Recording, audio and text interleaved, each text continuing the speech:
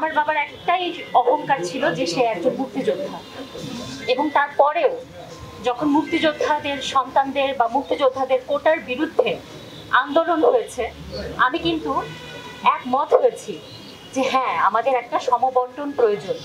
কিন্তু এই সময়টাতে যারা মুক্তিযোদ্ধাদের অপমানজনক কথাবার্তা বলেছে, সেটার সাথে আমি একমত নই। তারা আসলে কারা? আজকে আমরা যে হত্যাযজ্ঞ হয়েছে কদিন, সেটার প্রতিবাদ জানাতে এসেছি, আমরা দাবি জানাতে এসেছি, সে হত্যার বিচার জানাতে এসেছিলাম। বাইরে থেকে যত রকম ঘটনা ঘটেছে, যা দেখেছি, যা পোড়ানো হয়েছে, জ্বালানো হয়েছে, আমরা সব দেখতে পেরেছি, কষ্ট পেয়েছি। আজকে বিটিভি আমাদের জায়গা, আমাদের বাংলাদেশের অহংকার, সে জায়গাটায় এসে আমি আসলে প্রচণ্ডভাবে আহত। একজন বাংলাদেশি হিসাবে এর থেকে আমার কাছে মনে হয় যে কষ্টের আর কিছু হতে পারে না। এরা আসলে কারা?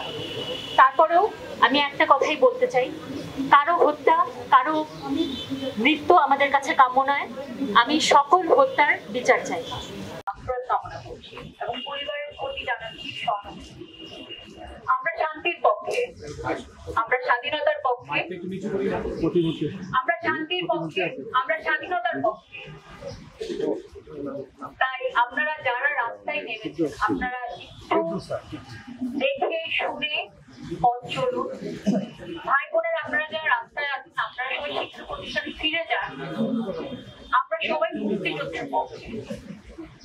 তাই আমি আপনাদেরকে আবারও বলছি, আপনারা সবাই শিক্ষা কেন্দ্রে অনেকেই বক্তব্য দেওয়ার মতো আছেন, সবাই গুণী শিল্পী, বাংলাদেশের পরিচিত মুখ। আসলে আমরা পরবর্তীতে যে কর্মসমাবেশ মানববন্ধনের কর্মসূচি, আমি আমন্ত্রণ জানাচ্ছি মাননীয় সদস্য চিত্রনায়ক ফেরদৌসা। মধ্যে আমরা যে যেখানে থাকবো, যার পাশে আমরা যারা একই চেতনার, একই মননের, আমরা পাশে থাকবো। আরেকটি জিনিস, আজকে আমরা একটু সবাই ব্যানারে দাঁড়িয়ে একটু ফুটেজ দিতে চাই আমাদের গণমাধ্যমের বন্ধুরা। আমি শুধু একটি কথা বলতে চাই।